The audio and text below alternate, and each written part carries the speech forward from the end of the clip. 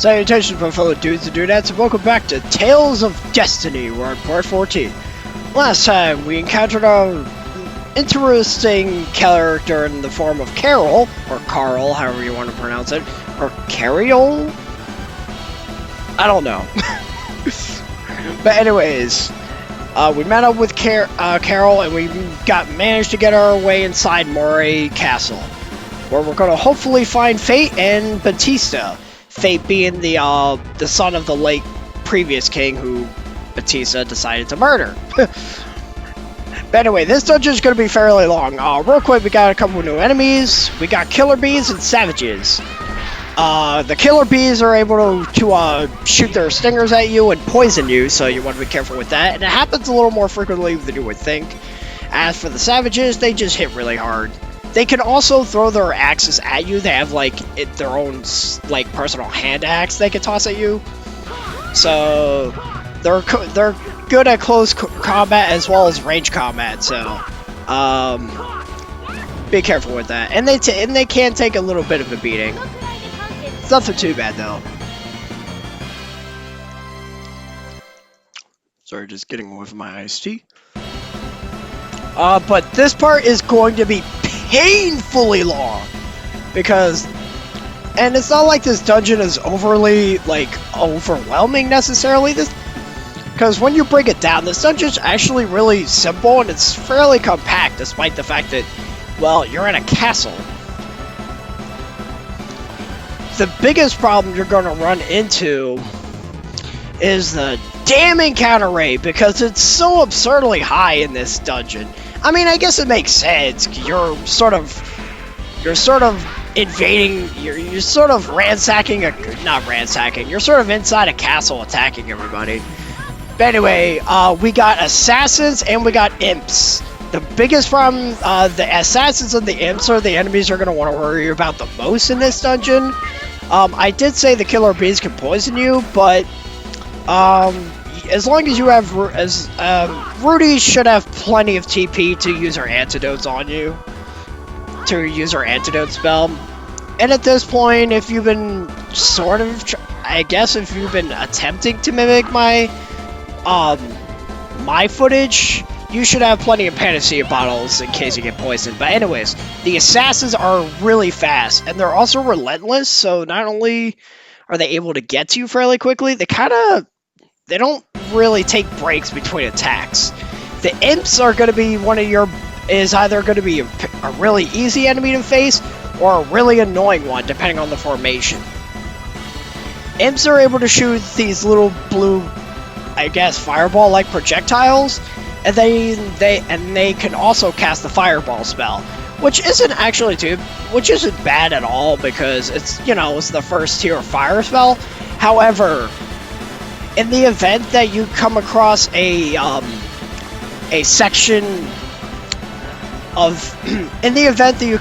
formation where it's just almost entirely imps, watch out, because they're most likely all going to try to cast fireball, and you and the rest of your party are just going to get pelted by these guys left and right. So I guess I should go into explaining this dungeon's gimmick first, before anything else. Oh, wait. Oh, that's right, we got another enemy here. We got the Power Stone! Not the Dreamcast game. I never played that game, admittedly. Well, I guess to be fair, I never actually owned a Dreamcast, but... Anyway, I'm getting off topic. The Power Stone is able to inflict lightning, which is much more I could say which is more than I could say for the previous crystal enemy we had to fight, which was all the way back in the Strela's temple, where they just sort of sat there to be destroyed. These actually defend themselves, and they can take a beating too. Yeah, fascinating, Carol. I'll explain how he works as a party member in a little bit. Oh, also we leveled up. But yeah, the Power Stones can actually defend themselves by casting lightning. And I didn't notice this until they actually started using lightning. Lightning can hit multiple enemies. So, that's something. So yeah, the Power Stone's kind of threatening. But yeah, the main gimmick with this dungeon is that there's a bunch of valves you have to turn on or off to either drain the water or raise the water level. And you're gonna want to do this You're gonna end up having to do this repeatedly because the reason why you want to turn off the water is so you're gonna be able to push a bunch of blocks into place, so you can traverse through the dungeon a little bit further. Because there's gonna be gaps. I believe it's gonna be in the next room actually. Where also we got a helper from Mary. Woo! It's gonna be our best weapon for a while, believe me. But anyways, we're gonna have this block here, and we need to essentially connect the path in order for us to cross. Unfortunately, I had a massive brain fart, and believe me, this isn't going to be the first brain fart in this dungeon. I'm gonna tell you that. More on that later. But what you do is you push the block into the spot so you can cross the bridge. You're probably wondering, okay, why would I need to turn the water on? Some of the doors you need to progress through can't open up unless they're powered. And unfortunately, you need the water flowing in order for some of those doors to open. Otherwise, you're just kind of stuck. So that's the big thing going on with this dungeon. There's another like puzzle that's going to happen later. But it's not much of a puzzle, you'll see. But as for Carol, I don't... His name is spelled so strangely. It's like Karyl. It's like... I don't... Anyways. I'm gonna say Carl. But then for some reason I think that weird section of videos called Llamas with Hats. Such a weird series of videos. Anyway, Carl uses music to combat in combat. He only has 2 abilities to really use, so for what it's worth, he's not going to be super helpful. He's not super helpful for this subject, especially considering the fact that he's fairly low level compared to the rest of us. Which, granted, that also means he'll level up significantly faster than the rest of us, but he uses music to battle. He has the first ability you get by default is called Symphony, which is merely a stat buff for the party. I'm not sure which stat it buffs. I want to say attack power, but I could be wrong about that. And we picked up an item earlier called Score B. In order to give Carol any sort of extra abilities, you need to find notes scattered throughout the game. And Score B essentially gives them the power of lightning, but not in the same way that, okay, no, not lightning. He gets an attack called Samba, where he shoots a bunch of music notes at the opponent. And it does decent damage, despite how low level Carol is, so he's not completely useless, and if it helps, you don't run a major risk of him getting knocked out all the time, unless if you potentially did come in here significantly lower level than I did, and finally I leveled up. Cool.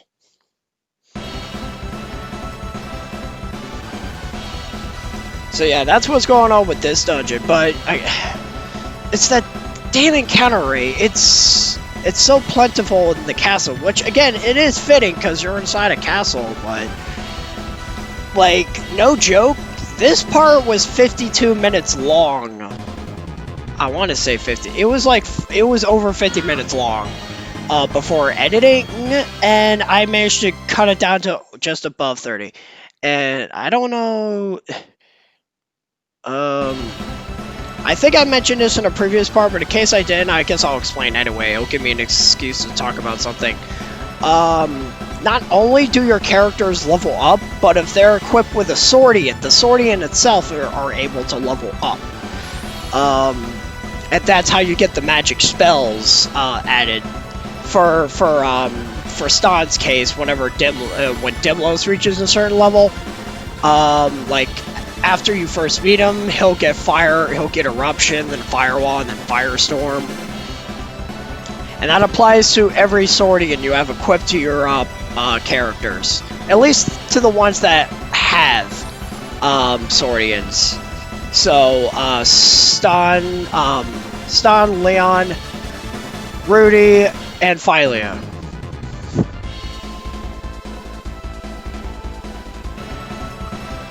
Yeah. Excuse me. But yeah, that's pretty much what we were doing in this entire dungeon. For what it's worth, it's not super exciting. It is a little more involved than, at the very least, the previous dungeon we had, which was just a murky, like, cave-like swamp area. And if it means anything, the boss in this one is more interesting. So yeah, that's how Carol fights. I never thought you'd actually... Oh, speaking of Carol. Whoa. Yeah, I'm an organ. How cool. Let me demonstrate my chops for you. Well now. Huh?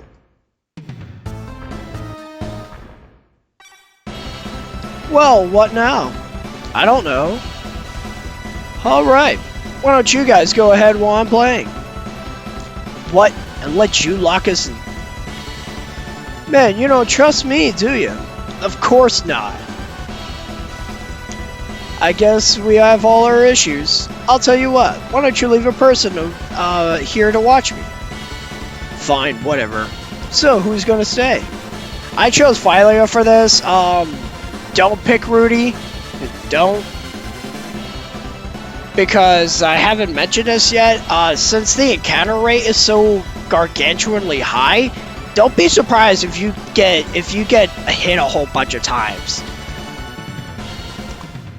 There are chests scattered all throughout this dungeon, and most of them are green gels. And for good reason. You're gonna take a lot of damage, especially if you're a lower level than I am. Because the enemies are the enemies are plentiful, and they're all generally relentless. Well, mostly the assassins. Now the gimmick with this little thing is you push the buttons and they make a sound effect. You have to push them in a correct order in order to do this.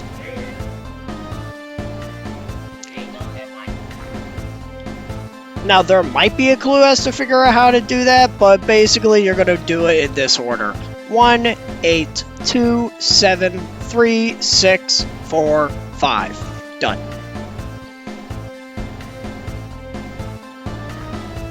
Which I wouldn't be surprised if that's going to be one of your first guesses. If that's going to be one of your first guesses, because of how painfully simple it is. Or it could be your last, who knows. I don't know if there's a way to properly solve this puzzle, but I'm not sure.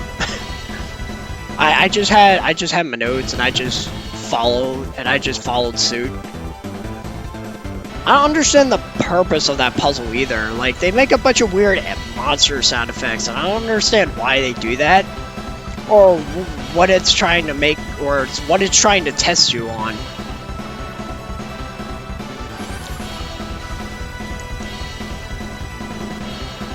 Anyway, the reason why we did that is so we could get a valve, like a valve handle, because near the end of the, much later into the dungeon, we're gonna come across a valve that doesn't have a handle. It kind of reminds me of Resident Evil, and then, well, now that I think about it. Anyways,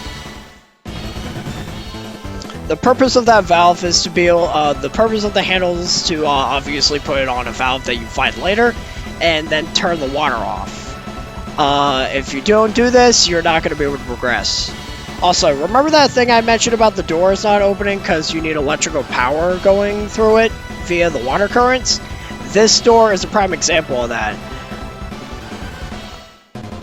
I edited it out, so you don't have to see it for the most part. I think I do leave in whatever level ups I obtain. Like right here, Mary gets level up as well as a new skill. You're not going to see the skill until the boss fight. Mostly because I'm trying to make sure Mary is good to go, so I'm not... Yeah. Wait, what am I saying? Anyways. You'll see her new tech Force during the boss fight. It's really cool, though. But I did edit this a good chunk, and this is the part of the dungeon where I got painfully lost. Because, I'm not gonna lie, there was a genuinely big, there was a much bigger gap between the test run and the actual recording that I sort of forgot where the hell I was going, and I think I got lost for at least 5 or 10 minutes. Also, I escaped for the first time. See, look, I escaped. I don't think I showed that off yet, but there it is. That's the only reason why I left that battle in. So yeah, I got really lost. I was running back and forth because I wasn't exactly sure where to go. So I ended up just cutting it all out. Thankfully, because I didn't want to waste your time as well as my own. Also, Rudy and Leon got level ups, or is it Alt White and Shaltier? Whatever. Whatever, they got level ups. That's all that matters.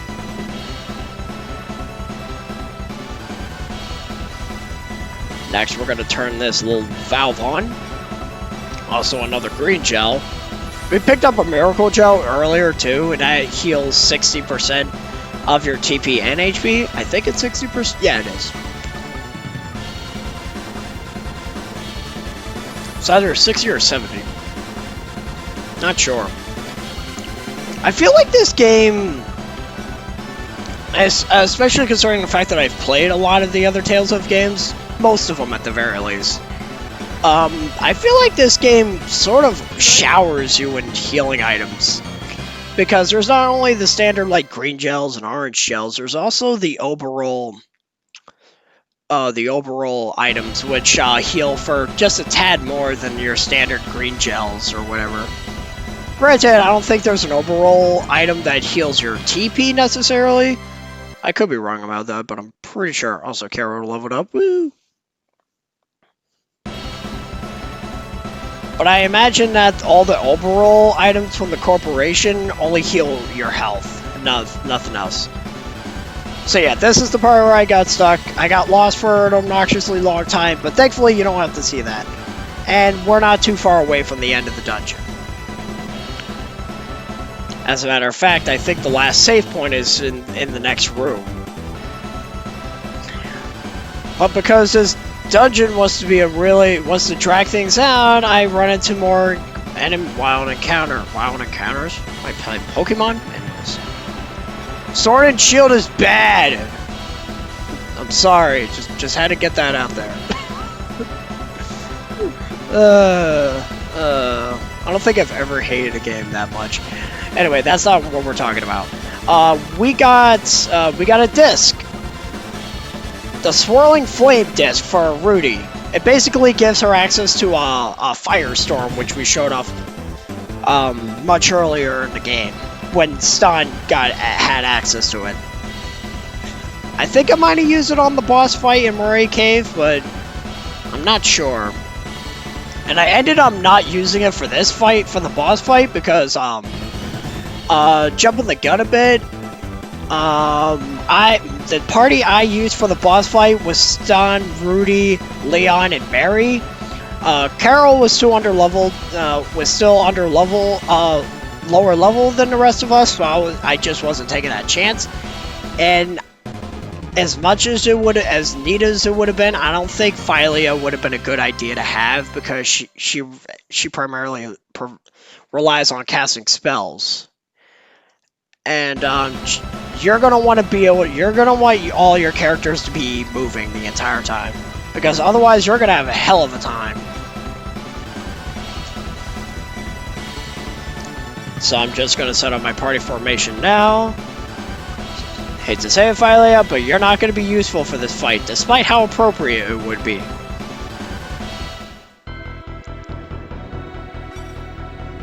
There he is. What an unpleasant surprise. Batista, there's no use trying to escape. We have you now. My, what big words from the mouth of a tiny little runt. I'm not running or hiding anywhere. Yo, what did you do with Fate? I locked him up in a cell. I even have the key to this cell right here if you want it. Of course, that was a joke. Don't worry. I'll enjoy killing him after you. Gee, it's so nice to know that someone cares about us. Now, I think it's about time I play a funeral march. A funeral march for you. Silence, you insolent punk. Do you think you can defeat me? You stupid moron. Did you forget the tiara on your head? Ah! Batista, stop it. This is meaningless. Meaningless? You make me laugh. These electric shocks won't stop me. This tiara is useless now. He's lying. Is he some kind of a monster? Your strength of will is admirable, but how long can you last? I'll kill you before all that. All of you. Come on, I'm waiting. And now for our boss fight with Batista. And just to jump the gun, this is our last fight with Batista. And he's not like how he's roughly the same as he was before, but he's got a couple new tricks up his sleeve. Particularly one I mentioned Pokemon earlier because anyways, he has an attack called Hyper Beam where he jumps up into the air and shoots a giant laser, kind of like how Pokemon does it. Unlike Pokemon, he doesn't need a recharge time though. And if you thought he was, yeah, right there. If you thought he was relentless before, the previous fight we had with him, that doesn't compare to his tenacity in this fight. And please, for the love of God, don't get tossed into a corner, because he will combo you like you are playing Marvel vs. Capcom with an online player. Hopefully it's not infinite. I hear infinite's not very good. That's a real shame. I'm not the biggest Marvel vs. Capcom guy. That's only because I don't own the game, and I never sat down long enough to play someone else's and learn it. But yeah, with this one, you're just gonna want to be fast and relentless. That's force right there. Mary shoots a giant wolf-like wave at the enemy.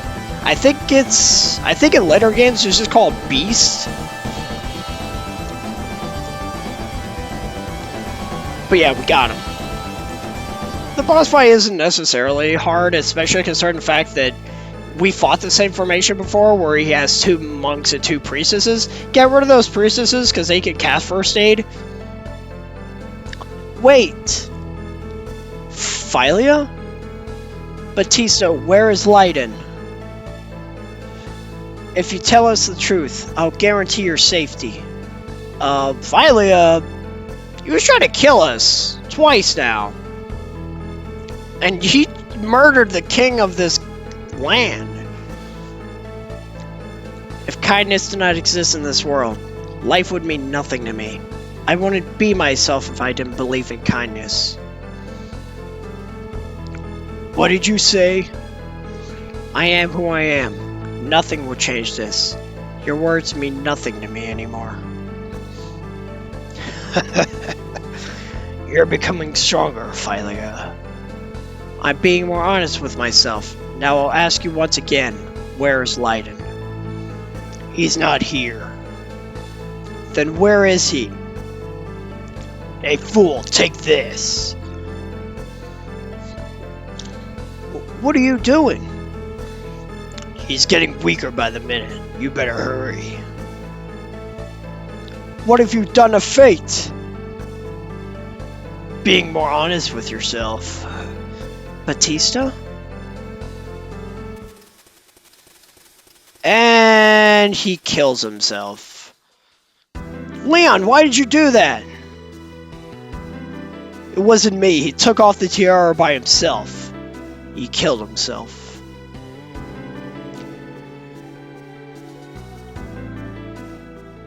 Now, this music is supposed to be sad, but I'm not sure if you hear it, and it has nothing to do with me recording it or whatever. I'm pretty sure it's just part of the track.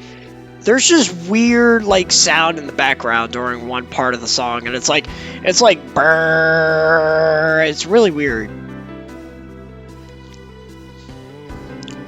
Come on, Philia. Leave her alone. What? Have you no tact or decency? What did you say? Just shut up and come along. Philia, stay here. We'll be right back, okay?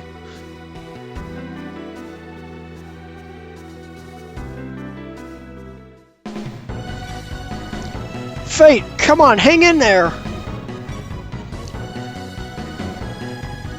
Carol? I'm saved! Are you alright?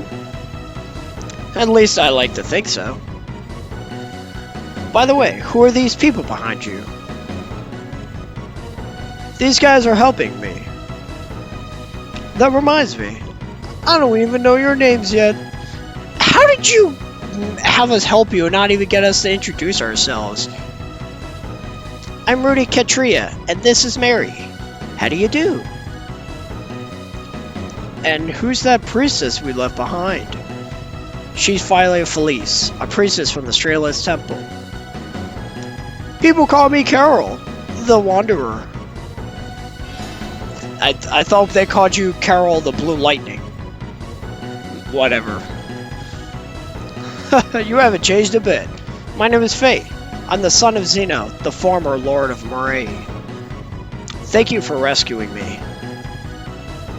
Don't mention it. This is just a natural outcome of dealing with Batista. Carl, is my wife alright? Yes, she is.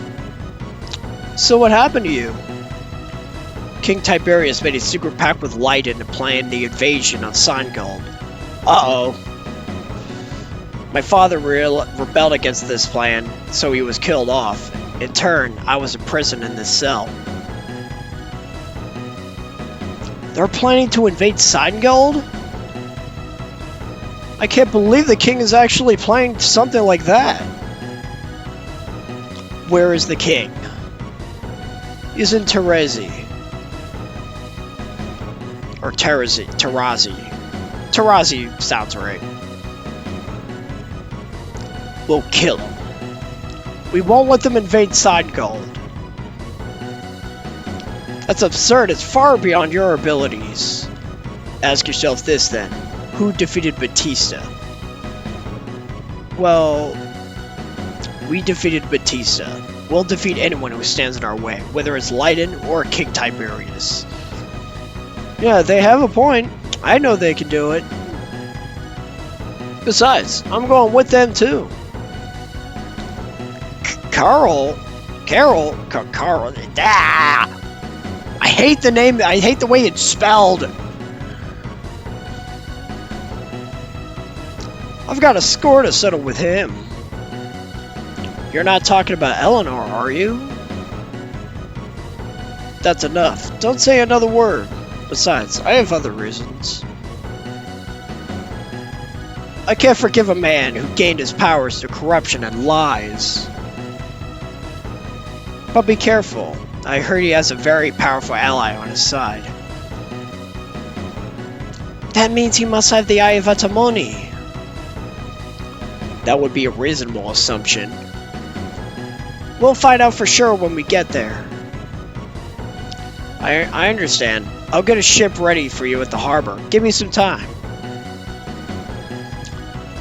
Thanks, man. We owe you one. Meanwhile... Batista. I'm sorry. I made all of you worry about me.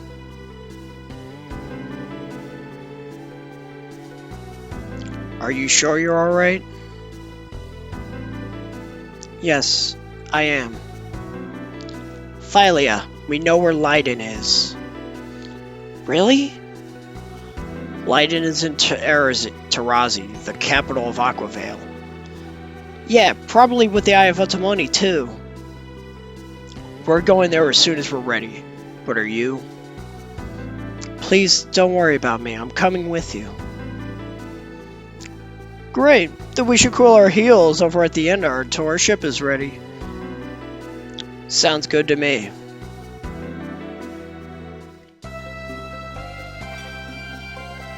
The ship's ready. Please come to the harbor. Great.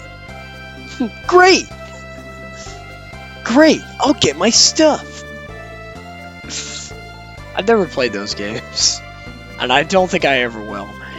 Anyway. Whew, that was an ordeal. That dungeon was not only painfully long, especially for me. You guys had the privilege of watching 20 minutes less of that. Ugh. And we finally managed to take down Batista. Well, Batista sort of murdered himself, but also I get lost a bit here because I'm not sure where the harbor is, because I'm so used to the harbor being on the side, on the right side of town. But anyways, we finally managed to beat Batista, but unfortunately the Eye of Atamoni is still out of our hands. So I think it's about time we finally track down this Leiden dude in Tarazi. Which is exactly what we're going to be doing next part. So, next time on Tales of Destiny, we're going to be heading to the city of Tarazi, and hopefully finally acquiring the Eye of Atamoni. It's been a long journey. Well, not super long, it's only like part 14 that I'm recording, so we still got a ways to go in this game. So until then, I got a juice.